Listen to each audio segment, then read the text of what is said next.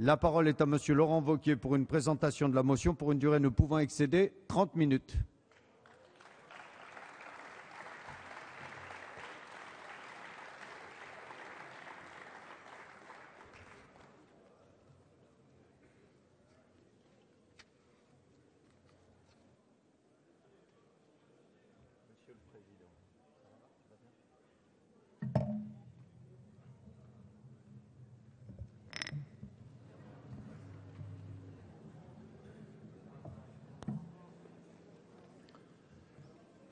Monsieur le Président, Madame la Garde des Sceaux, Madame la Ministre, Mesdames et Messieurs les députés, avant d'en venir à la présentation de cette motion référendaire que nous avons signée, je voudrais d'abord revenir sur un certain nombre de vos propos. Ici, dans cet hémicycle, Madame la Garde des Sceaux, nous sommes tous des élus de la République. Il n'y a pas d'intolérants, il n'y a pas d'hypocrites, il n'y a pas d'égoïstes, il n'y a pas d'un côté ceux qui sont dans la moralité et ceux qui seraient contre. Et surtout, il n'y a pas de place pour les anathèmes avec lesquels vous avez choisi de commencer ces débats. Ce débat, et nous en sommes tous convaincus, ce n'est pas celui des modernes contre les anciens. Ce n'est pas celui des tolérants contre les intolérants. Ce n'est pas celui des visionnaires contre les réactionnaires. Et dans cet hémicycle, Madame la Garde des Sceaux, nous sommes tous des élus de la République qui exprimons nos convictions sur un sujet de conscience pour lequel, contrairement à ce que vous avez voulu nous faire croire, les choses sont loin d'être claires et évidentes. Un sujet sur lequel la part d'interrogation au plus intime de chacun d'entre nous doit être respectée par des propos autres que ceux que vous avez choisi de tenir dans votre premier discours. Ici, dans cet hémicycle, de nombreux députés ont déposé cette motion et en appellent à l'arbitrage du peuple par un référendum. Nous le faisons aussi parce que, par la litanie de vos attaques, vous avez transformé ce débat en une arène où la moindre voix dissonante est immédiatement caricaturée. Nous sommes convaincus que ce débat méritait mieux. Alors je vous le dis simplement mais clairement, vous ne nous condamnerez pas par vos brevets de bien-pensance au silence. Vous ne condamnerez pas au silence les députés qui déposent cette motion. Vous ne condamnerez pas au silence les millions de Français qui partagent nos inquiétudes et auxquels nous voulons, par le référendum, que la parole leur soit rendue. Monsieur Roman, allez. Depuis le début, Mesdames et Messieurs les députés, tous les efforts du Président de la République, et nous en avons encore une fois une illustration, tous les efforts du gouvernement, tous les efforts de la majorité ont consisté à faire taire ces voix dissonantes. Nous exprimions des craintes, nous étions des ringards.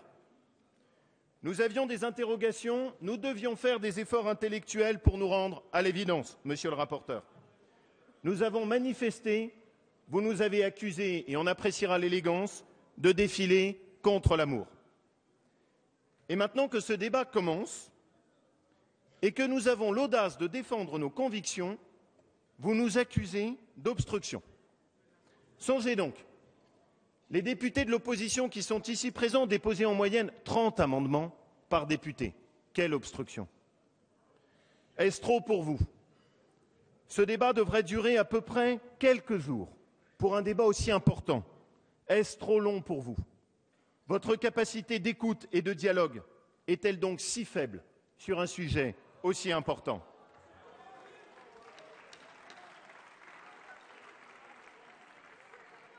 Alors la question que les Français peuvent se poser, c'est pourquoi tant d'acharnement? Pourquoi tant d'acharnement depuis tant de mois à vouloir, comme le président Accoyer l'a souligné, à vouloir faire taire les oppositions à cette loi? La réalité, c'est que vous cherchez fondamentalement à dissimuler la portée de ce que vous êtes en train de faire. La réalité, c'est que vous cherchez fondamentalement à dissimuler les choix lourds que vous êtes en train d'imposer aux Français dans la conception de la famille.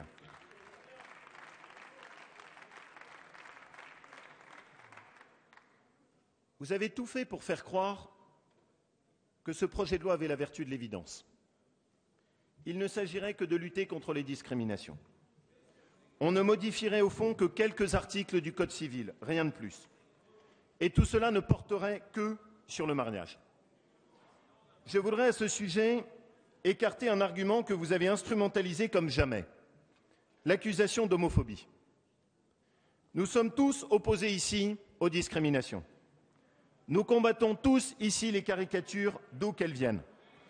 Et nos interrogations ne portent pas sur la reconnaissance et la place légitime qui doit être faite aux couples homosexuels dans la société française.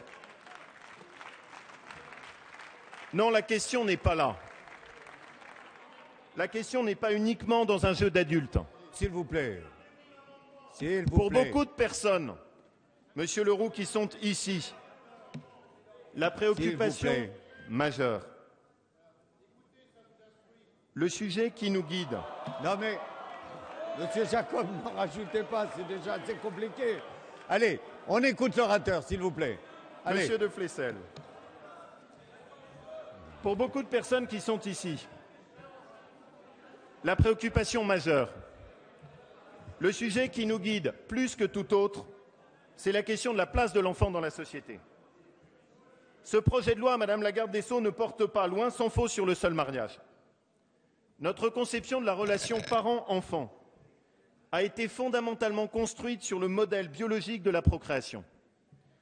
Cette vision de la famille repose sur quelques convictions simples. La parentalité, c'est à la fois la paternité et la maternité. Les données naturelles, et notamment le sexe, contribuent à constituer une identité. Et surtout, plus que tout, l'enfant est un sujet et non un objet auquel chacun aurait droit. Dans ce que vous êtes en train de faire, contrairement à la démonstration que vous avez essayé d'asséner hier, le plus important pour nous n'est pas le mariage, mais la place que vous dévouez à l'enfant dans votre projet. Vous nous avez accusés d'être égoïstes. Mais qui est égoïste, Madame la garde des Sceaux? Ceux qui parlent d'un droit à l'enfant comme vous, ou ceux qui défendent les droits de l'enfant? Où est, Madame la garde des Sceaux, le véritable égoïsme et le véritable individualisme? L'entreprise que vous commencez aujourd'hui est en réalité un ensemble.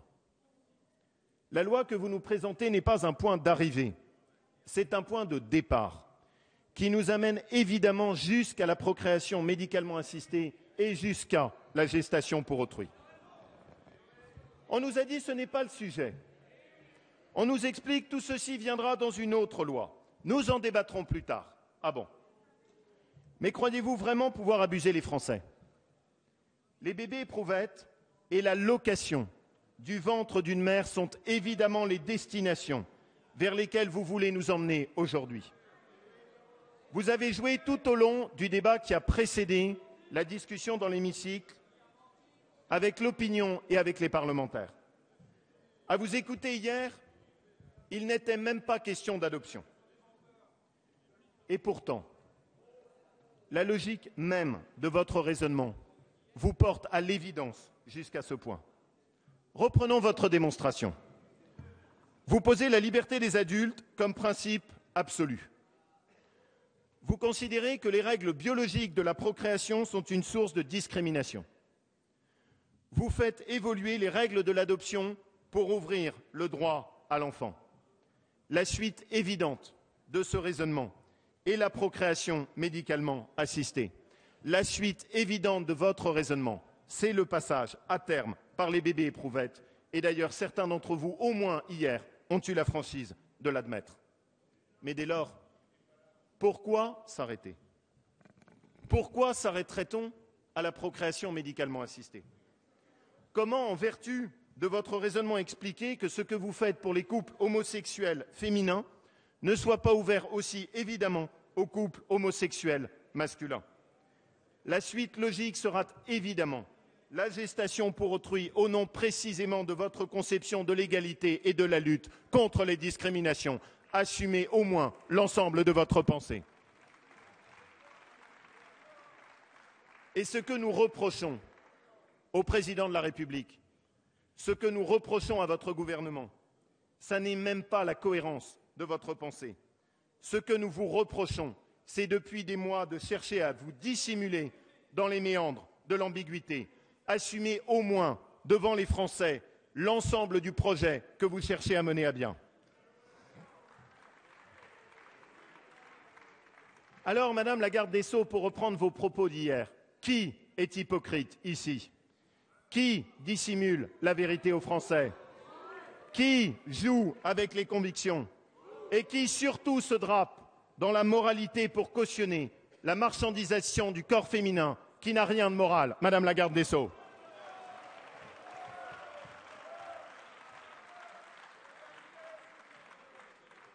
Oui, vous avez caché la réalité de votre projet. Alors que nous nous apprêtions à débattre d'une loi, vous faisiez passer à la sauvette une circulaire. Alors qu'ici, devant les députés, vous refusiez de donner votre position. Dans les bureaux de votre ministère, on préparait discrètement ce document. Alors que le président de la République, Madame la garde des Sceaux, feignait d'émettre des réserves, S'il vous plaît. vous ouvriez la voie, Allez. pour la première fois en France, à la reconnaissance de la marchandisation du corps. Et au moins cette circulaire met fin au jeu de S'il vous dupes que vous plaît. avez pratiqué. Allez, vous aurez l'occasion de répondre. Laissez parler l'orateur. Allez. Il est surprenant de voir comme vous avez du mal à pratiquer l'écoute et à respecter la contradiction.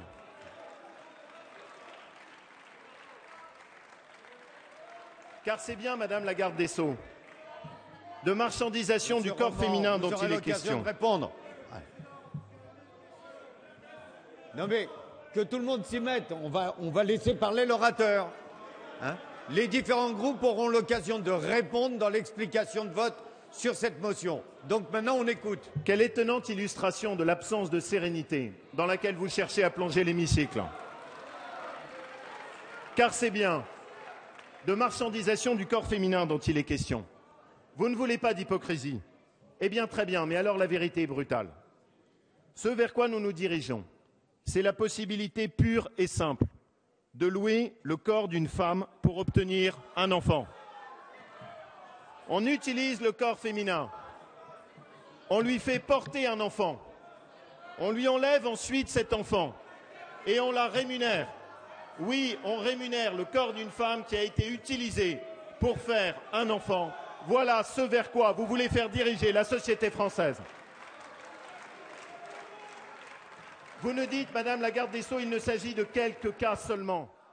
Mais même s'il ne s'agissait que d'un seul cas, ce chemin serait inacceptable parce que c'est un chemin sans retour et qui est en rupture totale avec tous les principes de la dignité du corps humain qui ont toujours été défendus par la République française. Et comment vous, mesdames et messieurs les députés, s'il vous plaît. qui êtes attachés à la défense de la femme dans la société française, pouvez-vous ainsi proposer de revenir des décennies en arrière? C'est le travail patient de la République qui a permis de protéger progressivement le corps de la femme. Victor Hugo lui-même l'avait dénoncé avec la vigueur qu'on lui connaît.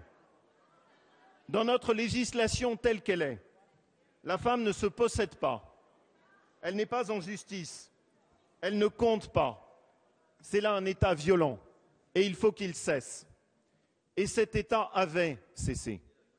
Et le travail patient de générations de républicains et de républicaines avait permis qu'il cesse. Depuis Olympe de Gouges jusqu'à Simone Veil, en passant par Hubertine Auclair, la République a progressivement trouvé les protections nécessaires. Vous avez voulu donner hier, Madame la garde des Sceaux, une leçon d'histoire du droit. Fort bien.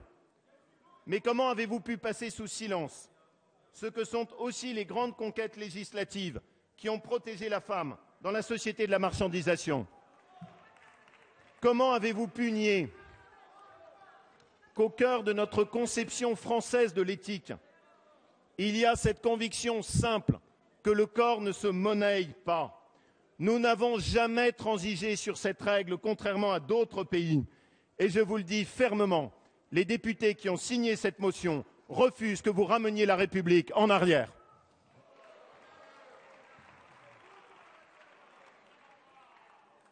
Et si nous demandons un référendum, c'est d'abord pour cela.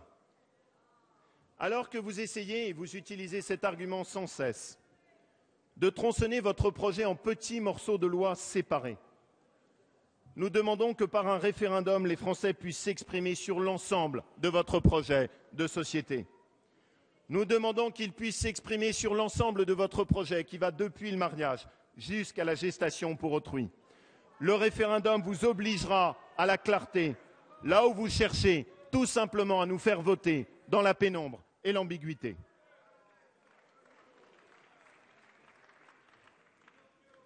De plus, le référendum est aujourd'hui la seule issue possible à cet affrontement. Je dis bien à cet affrontement, car au fond, c'est ce que l'on peut le plus vous reprocher. La réalité, c'est que vous n'avez à aucun moment cherché à rassembler les Français. Sur un sujet de société comme celui-là, il y avait une autre voie. Vous auriez pu tenter de trouver les chemins de l'apaisement.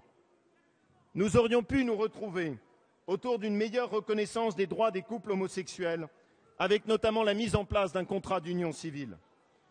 Et vous le savez pourtant, la République se grandit toujours de ces moments où elle cherche à dégager une position commune. Par le passé, nous en avons été capables. Souvenez-vous des débats sur le voile à l'école. Souvenez-vous des débats sur la fin de vie.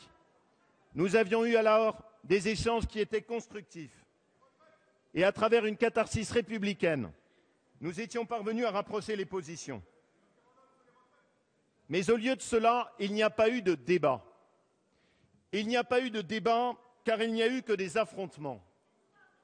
Vous n'avez jamais cherché à faire dialoguer les points de vue. Vous n'avez pas organisé de grands échanges permettant de faire discuter les uns avec les autres. Au lieu de cela, et ce choix était profondément politicien, vous avez abordé ce débat comme étant celui d'un rapport de force d'un camp contre un autre. Les questionnements, vous les avez balayés d'un revers de main. Les inquiétudes, vous y avez répondu par les insultes. Les doutes, vous n'avez jamais cherché à modifier en quoi que ce soit votre projet imposé brutalement. La réalité, c'est que votre démarche était celle de la loi du plus fort.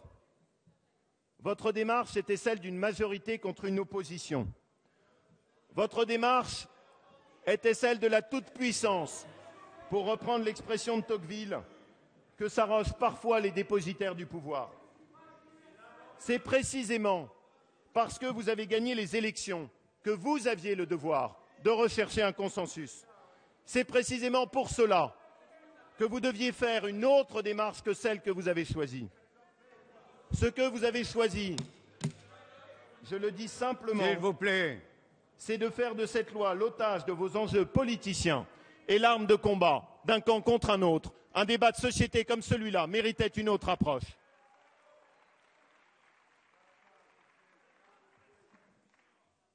Vous avez laissé les inquiétudes se cristalliser. Vous avez laissé les crispations se renforcer. Vous avez fait le choix de monter une France contre une autre. Et ce faisant, vous avez pris le risque de laisser derrière vous amertumes et rancœurs. Il y a une seule façon de sortir de tout cela par le haut, c'est de redonner la parole aux Français. Il faut un référendum. Un changement de société aussi majeur ne peut pas être adopté par le seul rapport de force de la majorité contre l'opposition. C'est aux Français et à eux seuls de trancher cette question.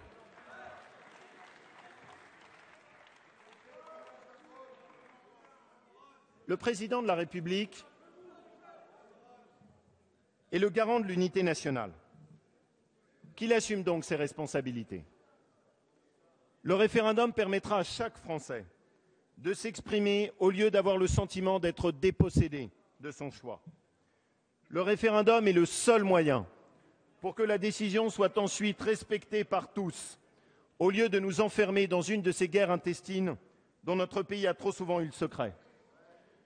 Le référendum permettra de faire sortir cette décision du combat politique que vous avez choisi pour permettre son appropriation par tous les Français. Ce sera le verdict simple, clair, incontestable de la volonté collective, verdict auquel tous les Français pourront adhérer. C'est pour cette raison que nous vous demandons un référendum pour que les Français puissent s'exprimer. Alors certains d'entre vous opposent démocratie représentative et démocratie référendaire. Mais cela n'a pas de sens. Nous sommes tous ici les dépositaires du suffrage universel. Mais sur un sujet comme celui-ci qui relève à ce point-là de l'intime, il n'y a aucune honte, il n'y a aucune abdication de notre part à rendre la décision au peuple souverain. Et surtout, comment pouvez-vous renier à ce point les convictions qui étaient les vôtres il y a encore si peu de temps? Souvenez-vous, même si c'est sans doute un peu désagréable, à l'époque de votre projet socialiste 2012. Il prévoyait de rendre plus souple le recours au référendum dont vous disiez qu'il était trop étroitement encadré. Jean-Marc Ayrault, votre Premier ministre lui-même, avait déposé une proposition de loi destinée à faciliter le recours à l'article 11. Et vous étiez en cela juste fidèle au principe défendu par une des grandes personnalités de votre famille politique, François Mitterrand, qui en 1988, Monsieur Emmanuelli, ce rappel risque d'être difficile pour vous, dans sa lettre à tous les Français écrivait « J'ai souhaité naguère que les problèmes majeurs qui naissent de l'évolution de notre société puissent être tranchés par référendum. Je le souhaite toujours. » Comment pouvez-vous à ce point-là, Monsieur Emmanuelli, changer de discours?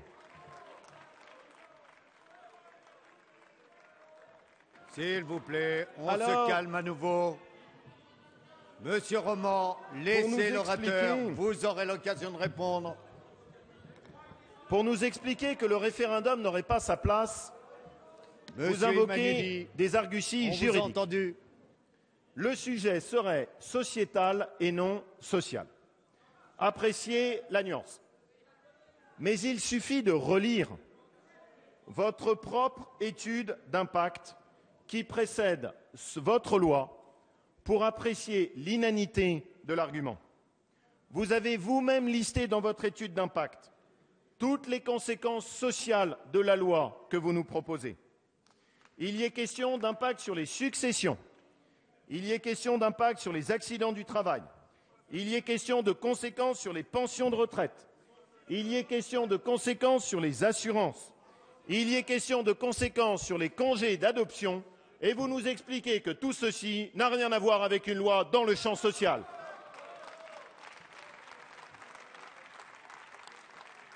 Mais surtout, et Monsieur le Président de la Commission des lois, vous l'avez vous-même reconnu, qui peut croire un seul instant que le Conseil constitutionnel viendrait censurer la volonté du Président de la République de consulter les Français, alors que c'est l'esprit même de la Ve République?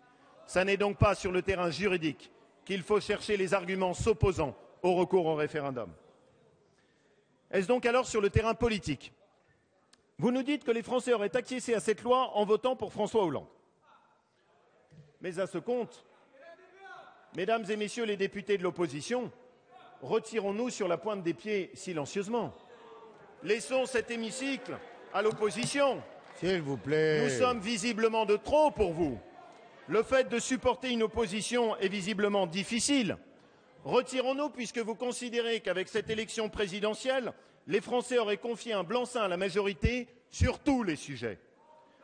Pensez-vous sérieusement, pensez-vous une seule seconde, que tous les Français qui ont voté pour François Hollande l'ont fait pour avoir le mariage et l'adoption pour des couples homosexuels? Le contrat social qui se noue au moment de l'élection présidentielle est infiniment plus complexe que la vision simpliste que vous êtes en train de défendre.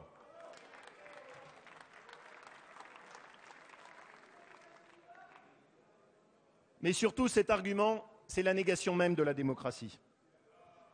Non, mesdames et messieurs les députés de la majorité, l'exercice de la démocratie ne se fait pas une fois pour toutes tous les 5 ans. L'exercice de la démocratie n'est pas ancré définitivement par une seule élection. Et oui, le débat est légitime sur chacun des projets que vous présentez. Et non, les Français ne vous ont pas donné le droit de tout faire. Et ils ne vous ont surtout pas donné le droit de tout défaire dans la société française.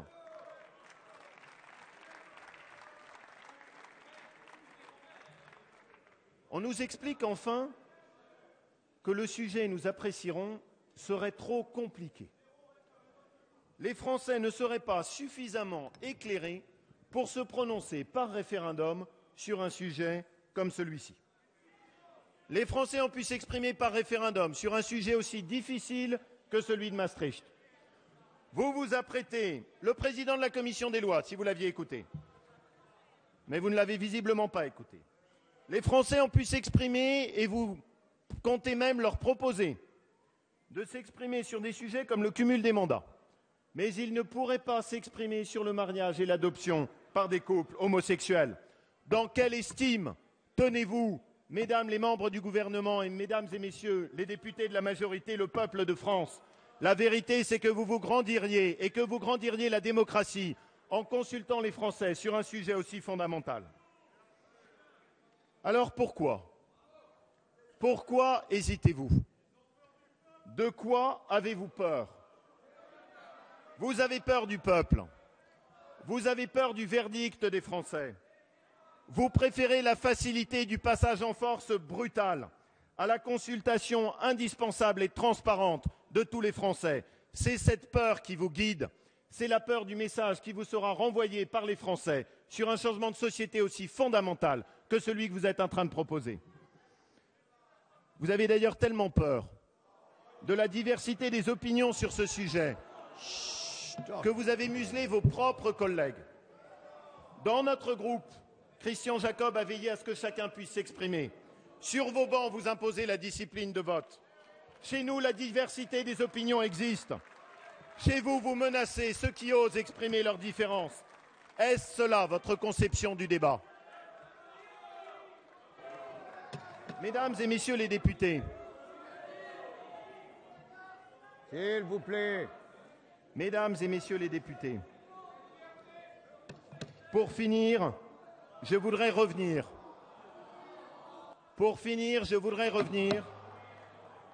Sur le sens de notre rôle politique. On veut vous nous expliquer, et c'était toute votre démonstration, que ce texte, c'est prendre le train de l'histoire. Argument majeur, définitif, qui enterre toute place à la discussion. Mais ce n'est pas comme cela que je conçois mon rôle. Notre rôle en tant qu'élus de la nation n'est pas de répondre à une soi-disant modernité que nous serions sommés de valider. Notre rôle en tant que députés de la nation, c'est de nous interroger à chaque fois que la question se pose, afin de savoir si cette prétendue modernité est positive ou non, et de réfléchir au modèle de société que nous souhaitons proposer à notre compatriote.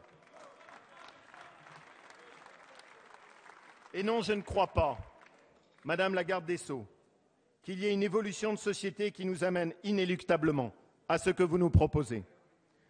Je crois en revanche que ce que vous proposez est une césure, que c'est une césure dans notre vision de la famille. Et je crois que la société de demain ne ressemblera plus à votre projet, à celle d'aujourd'hui. Et je suis loin d'être convaincu que ce que vous nous proposez soit meilleur. Si la modernité pour vous, c'est de parler d'un droit à l'enfant comme d'un objet, alors nous vous laissons cette modernité. Si la modernité pour vous, ce sont les bébés éprouvettes, alors nous vous laissons cette modernité. Et si enfin la modernité pour vous, c'est de pouvoir louer le ventre d'une femme, alors oui, nous vous laissons aussi cette modernité. Nos convictions sont hautes. Ces convictions, je vous demande de laisser les Français s'exprimer. Et c'est au nom de ces convictions que nous demandons solennellement un référendum. Allez, merci. Bon, écoutez, on se tait.